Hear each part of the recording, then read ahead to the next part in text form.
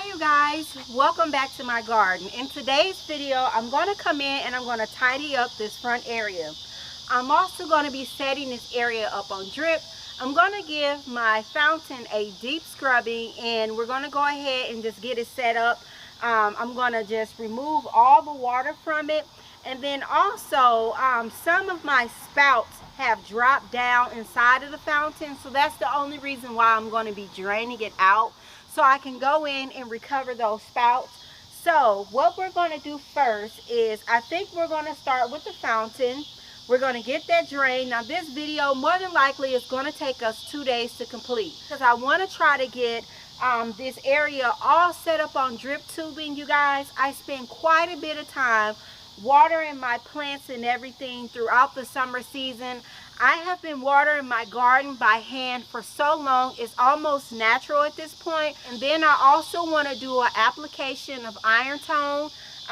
So we just have so many things that we need to get done in this area. The hydrangeas are in full bloom, you guys, and the super petunias, when you guys see the way that the super petunias have filled in and ground, you guys are going to lose it.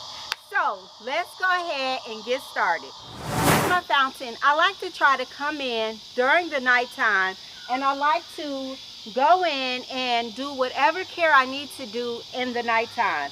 And that's because I have these hydrangeas back planted behind my fountain. So this is a pretty large basin right here. So what we'll do is we'll go in and we'll empty this layer here, this layer here, this layer here, and then we'll get to the bottom.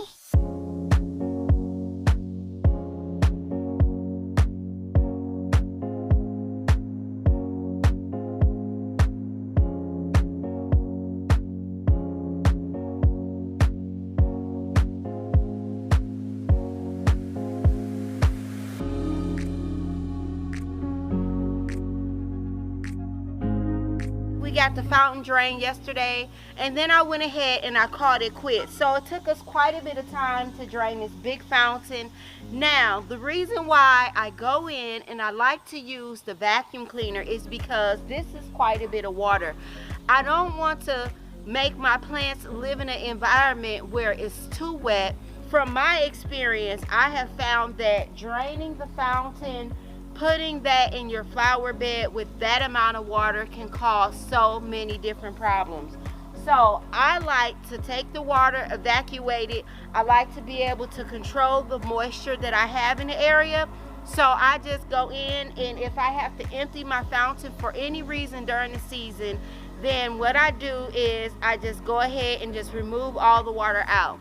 Now that I have all the water out, I am going to go in and do a big scouring. I do not use pressure washers on my fountain because, you guys, most fountains are not one consistent piece. It's made of different pieces of concrete, resin, or whatever type of material that they are using, and it's stacked on top of each other. First of all, you don't want to ever use a pressure washer if you're having integrity issues like cracking or anything like that on your fountain. It's best to just go in and just use good old hard old-fashioned scrubbing. So I'm going to get this girl scrubbed up, and then from there we'll move on to the next thing. And you guys, once we get done, I am going to show you guys what all of this is looking like, because I am loving the total vibe that is going on in this area. And when you guys see some of the updated flowers in this area, you guys, when I tell you, you are going to be like, well, I don't know how you might feel about it, but I'm loving the way everything is looking in this area. I am just in awe of just it is literally just the way that I envisioned it, like literally just the way. So let's go ahead and scrub this fountain down, and then after that, at the end, you guys, we're going to go through and I'm going to show you what everything is looking like in this area.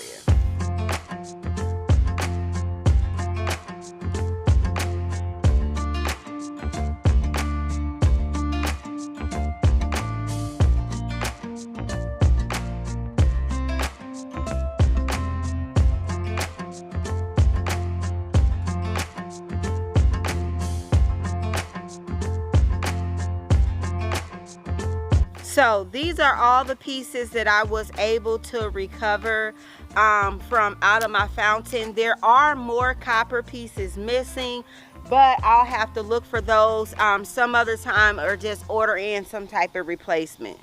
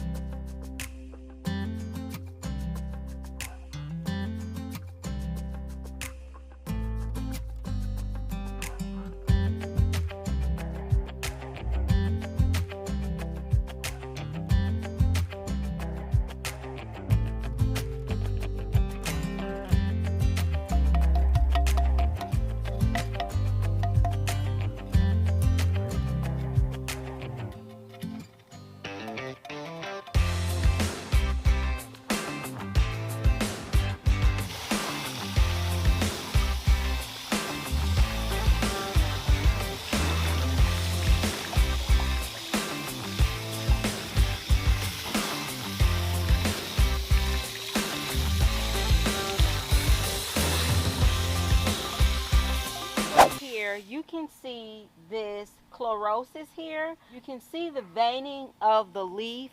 So what I'm going to do, and some of it is like yellow, beautiful flower, but you also have to make sure you treat the foliage as well. So what I'm going to do is I'm going to go in and just do a real quick application of iron tone. So we have organic iron tone turns yellow to green. So you've seen our leaves. We have the chlorotic leaves over there. And so basically you can use this for lawns or gardens. And so what we're going to do is we are going to sprinkle about 1 to 2 cups. So we're here 1 to 2 cups around the drip line of the plant. So this is what I use. So let's go ahead and do that now.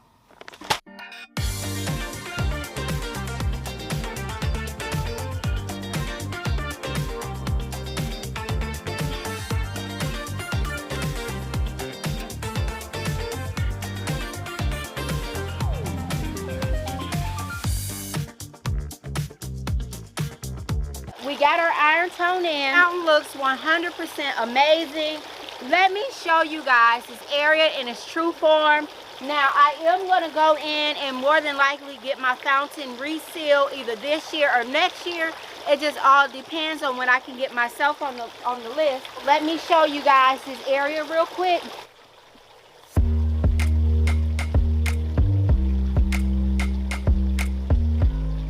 You guys can see the serendipity alliums that we put in. Those are all blooming. And these hydrangeas, I can prune those up real quick. Now I do have the hydrangeas right here in full sun. They should have a little bit more protection, but you guys, my front door bushes could stand to be just deadheaded a little bit, and I have a video where I talk about how I go in and I prune those.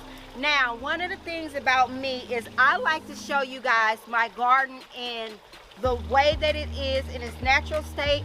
I don't like to cook the books and get anything ready before I welcome you guys into my garden, because I want you guys to see it 100% the way it should be. Now, of course, before I come out, I could come outside and I could, you know, drop some algicide in there, let everything flow through, lighten the water out, but that's not realistic because I don't go in and dump a ton of algicide in my fountains every day. So I'm not going to perpetrate the fraud just for social media. This is my real life, the way I conduct my garden, and I welcome you guys in. So as you guys can see, some of the leaves do have burn here. It's nothing much to worry about. And as I said, these could be deadheaded a little bit more. I do have a schedule that I deadhead everything on.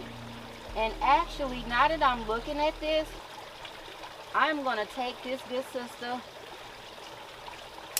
down to right there. Pull it all the way off.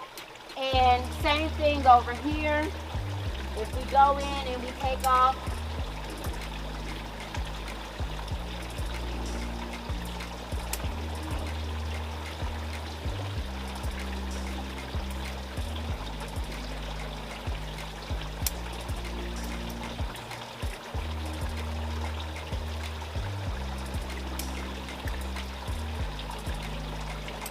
real quick and easy. Now I could have done that before you guys came in. It's just not how I like to operate. Let's go down and let's look at this beautiful hedge that I have here. I posted a picture of in my Instagram stories, you know, just different areas of my garden. I have been trying to capture this area when the sun is not beaming down so you guys can kind of get a realization of what it looks like. But let me show you guys a picture from yesterday. Look through the footage. If I can find a picture of what it looked like yesterday when the sun was down, it wasn't as much sunlight just beaming down so you guys can see the vibrancy of the colors, I'll go ahead and I'll insert that now.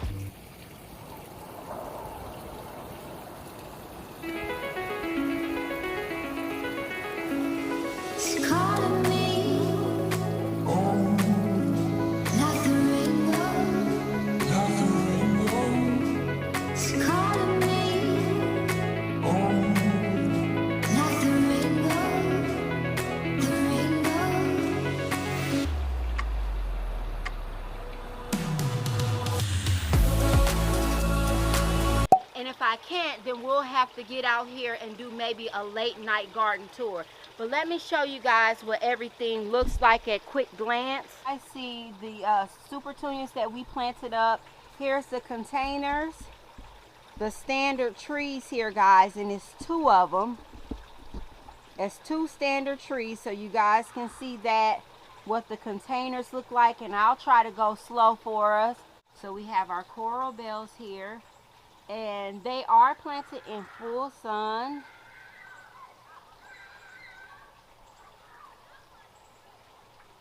I found the imposter.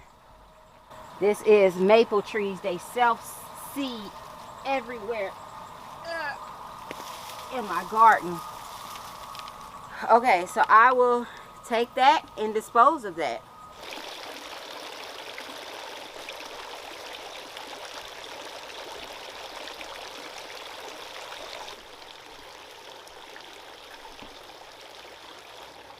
So I wasn't able to get everything done that I wanted to get done. It is late. I am getting ready to go in and have dinner with my family. But I want to thank you guys for watching. Thank you guys for hanging out with me. And I'll see you guys in the next one.